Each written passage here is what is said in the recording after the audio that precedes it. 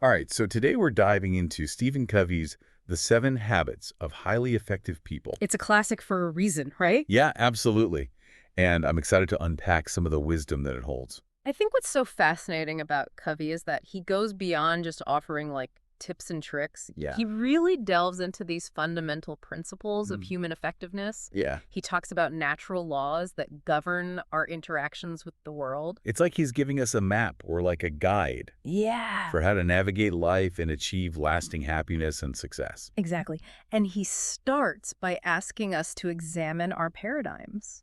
Okay. You know, those mental models that we use to interpret reality. Yeah, and those are so deeply ingrained Right. that we don't even realize they're there Right. a lot of the time. But they're shaping our thoughts and actions all the time. He uses that visual of the old woman, young woman, Yes. like that optical illusion. Classic example, right? Yeah. Of how two people can look at the same thing Yeah. and see something completely different. Based on their paradigms. Yeah, it's such a powerful visual for that. Yeah. And Covey says that real change, lasting change, requires a paradigm shift. Yeah. So it's not just tweaking behavior, it's really about examining those core beliefs. Right. It's about that fundamental change in how we see the world. Mm-hmm. It's not just about kind of, tweaking our behavior. It's about really examining those core beliefs that drive our actions. He contrasts the character ethic with the personality ethic. And I think this is where you start to see, the personality ethic is all about,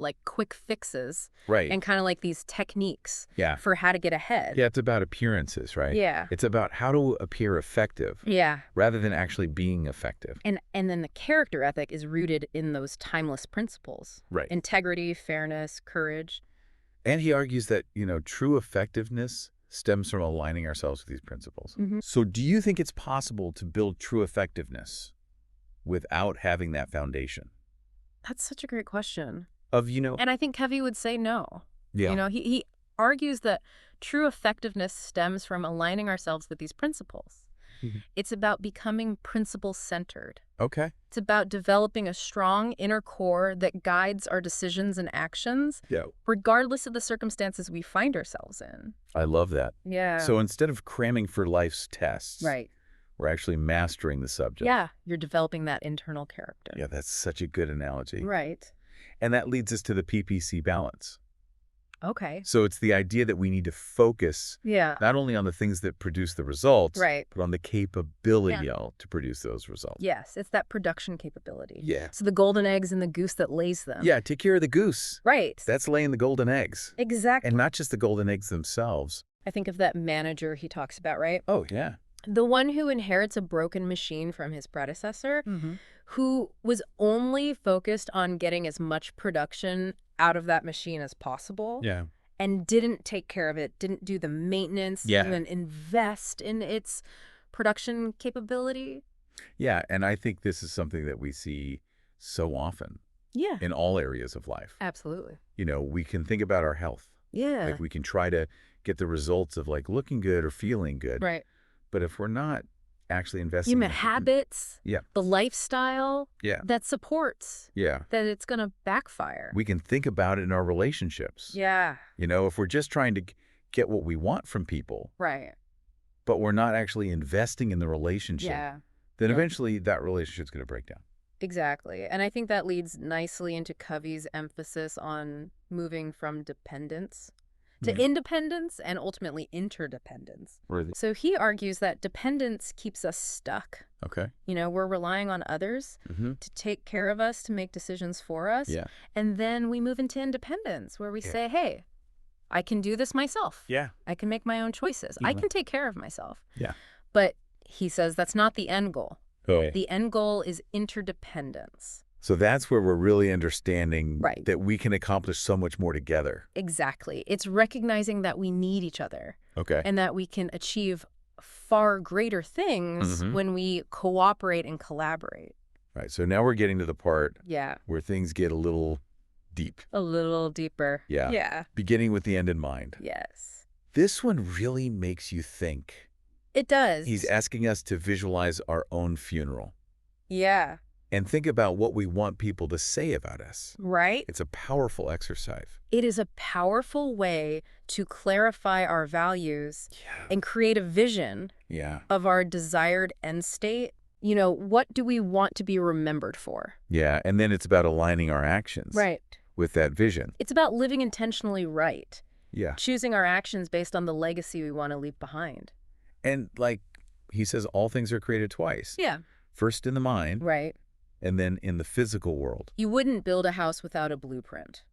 Exactly. You wouldn't just start like laying bricks. Exactly. Without knowing what you're building. A plan. Yeah. And our lives should be no different. Right.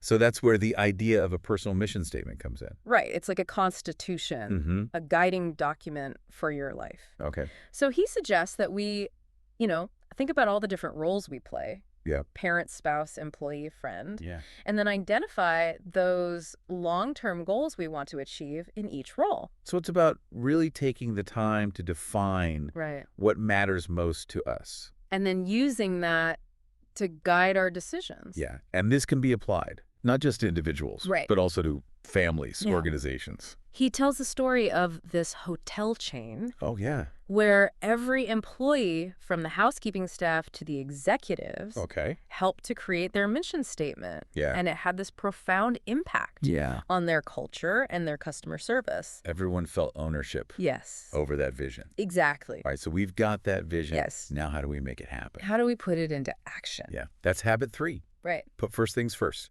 It's all about execution. Yeah. Taking that vision we've created and making it a reality. In our day-to-day lives. Yes. So this is where he introduces the time management matrix. Yes, one of his most famous tools. Yes, and this matrix, I find it so helpful for actually prioritizing my time and my energy. It helps us to categorize tasks based on their urgency and importance. So I'm curious about this idea of focusing on quadrant 2, the quadrant of importance, but not urgency. Right. So often we let those things slide. They're not screaming at us, right? They're not those urgent fires that we have to put out. But they're the things that ultimately are going to make the biggest difference. They move us toward our goals. In the long run. Yes.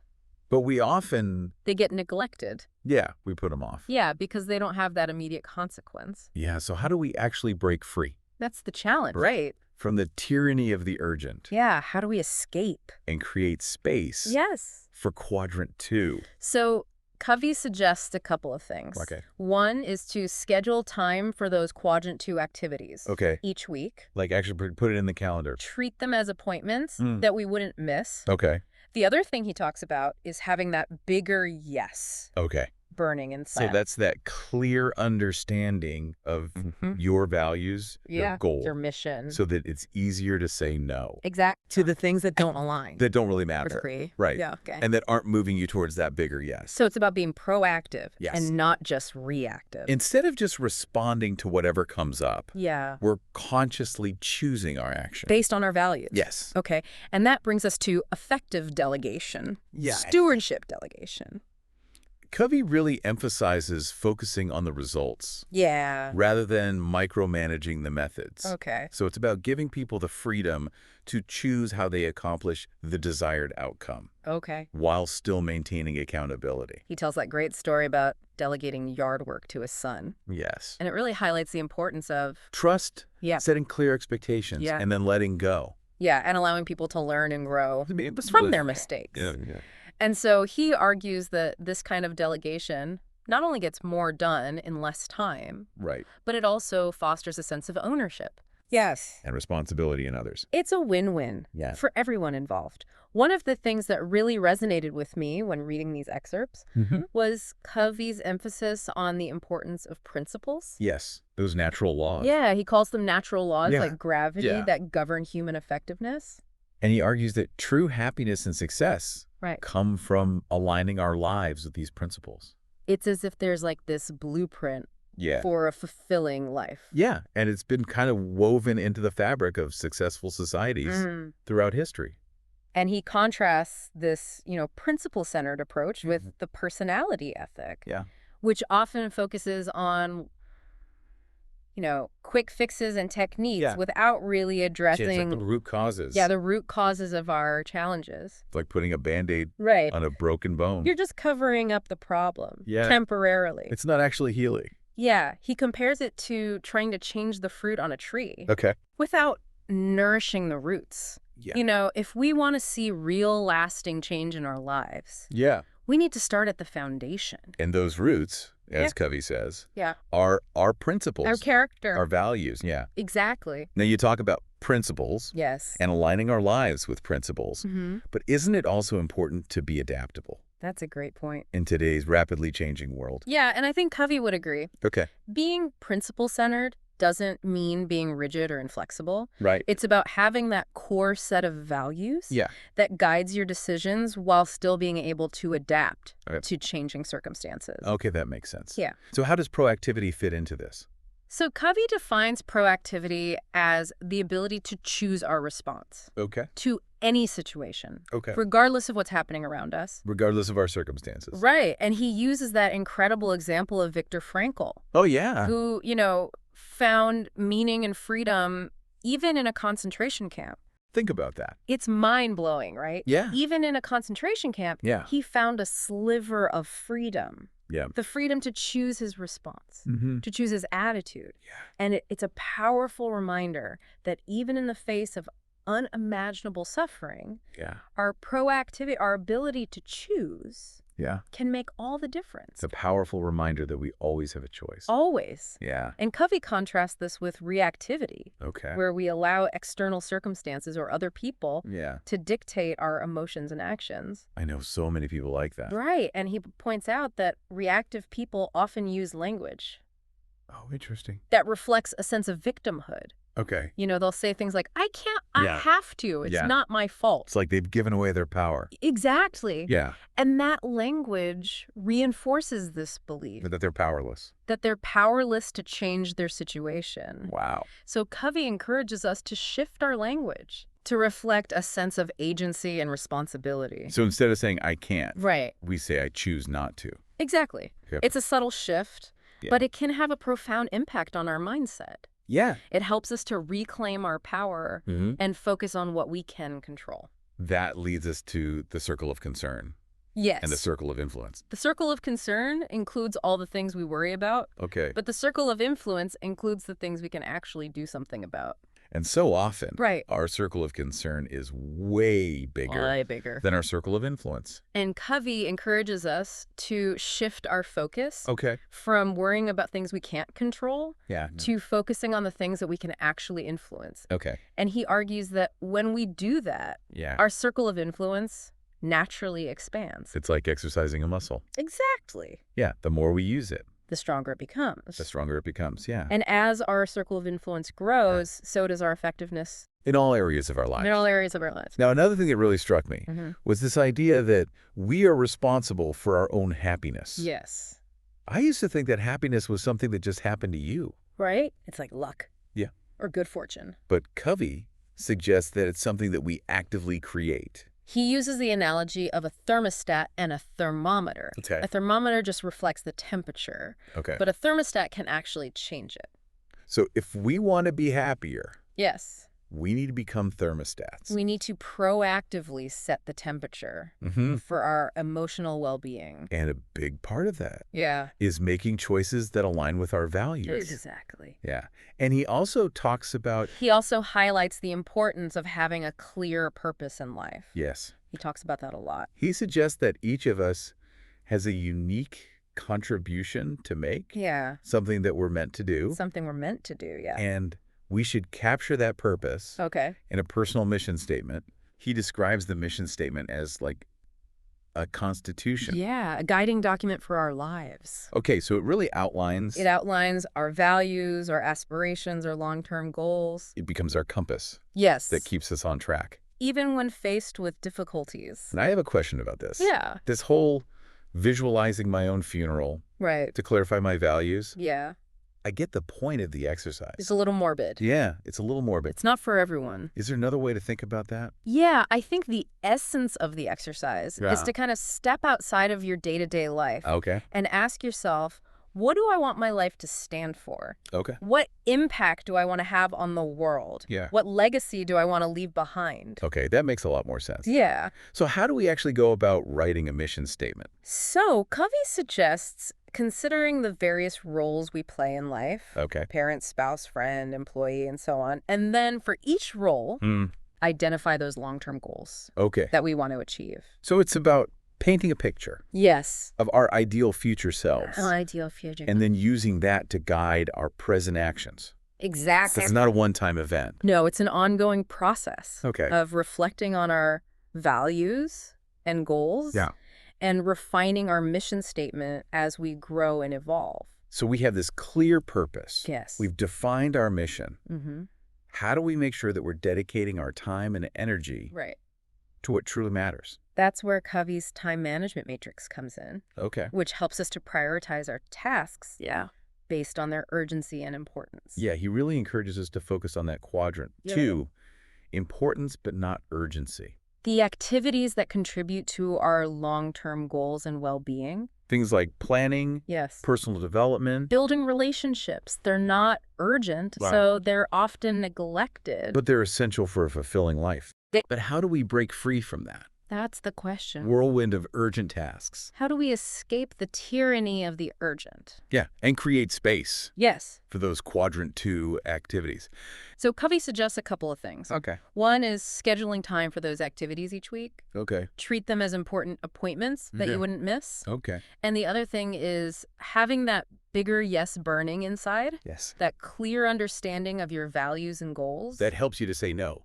Exactly. To the things that don't matter. The things that don't align with your mission. So it's about shifting from being reactive to being proactive. Yes. Instead of just responding to whatever comes up, we're consciously choosing our actions. Based on our values. Based on our values. Okay. And that brings us to effective delegation. Yes. Stewardship delegation.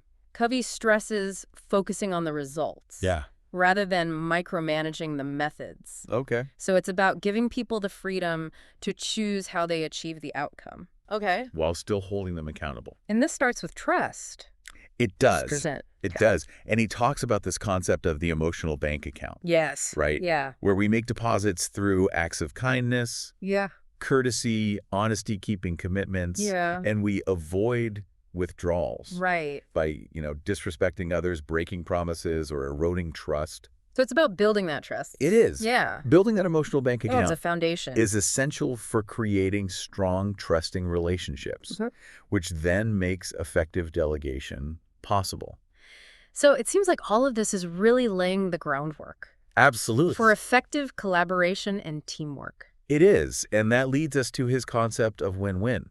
Okay. Where he challenges us to move from a mindset of competition to a mindset of cooperation. It's about seeking those mutually beneficial solutions in all of our interactions. Seeing life as a cooperative arena. Okay. Not a competitive one.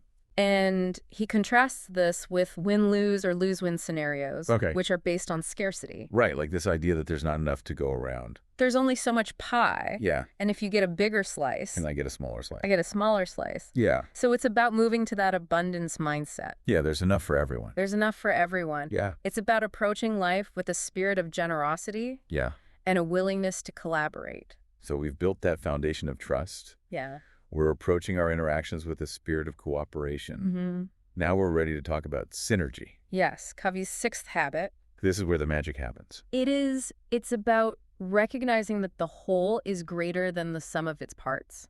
He talks about synergy as achieving a third alternative. Yes. A solution that's better than what anyone could have come up with on their own. It's about valuing differences and creating an environment where people feel safe to share their unique perspectives. Their ideas. And then from that, you get these innovative solutions. Exactly. He gives that example of the classroom. Oh, yeah. Where he witnessed the power of synergy firsthand. Yeah. What happened there? So the students were initially hesitant to share their thoughts. Okay. But as they started to trust each other in the process, they created something truly remarkable. So it's about that shift from competition to collaboration. Yes. That unlocks creative potential. And Covey stresses that synergy isn't about compromise. Okay. It's about creating something new and better together. So it's not about watering down ideas to find common ground. Right. It's about leaning into the tension. Yes, embracing the tension. Of different perspectives and seeing where it leads us. It's about that creative friction. Yeah, I love that. Yeah, and he also points out that synergy requires a high level of trust. Okay. And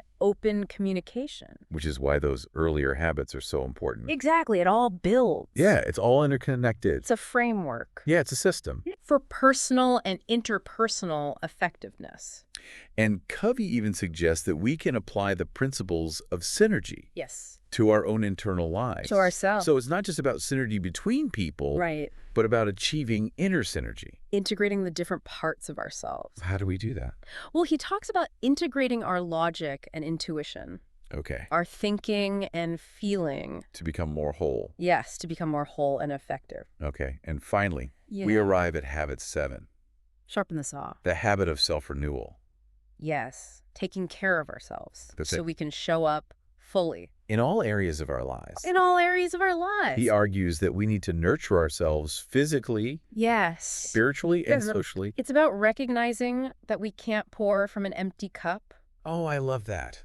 We need to replenish our own reserves in order to give our best to others. So it's not selfish. Not at all. To prioritize self-care. It's essential for effectiveness. Covey emphasizes things like exercise. Yeah. Healthy eating. Yeah. Sleep for physical renewal. Okay, so those are the basics. Those are the basics. But he also talks about spiritual renewal. Yes, and he acknowledges that spirituality can take many forms. Okay. You know, it could be prayer, meditation. Spending time in nature. Spending time in nature. Yeah. Anything that nourishes your soul. Okay. He also stresses the importance of mental renewal. Which could involve reading. Reading things. Engaging in creative activities. Okay. And let's not forget about social and emotional renewal. Yes. Nurturing our relationships with others. So it seems like this habit Yeah. is the foundation for all the other habits. I think so. If we're not taking care of ourselves, Yeah. it's going to be so much harder to be proactive.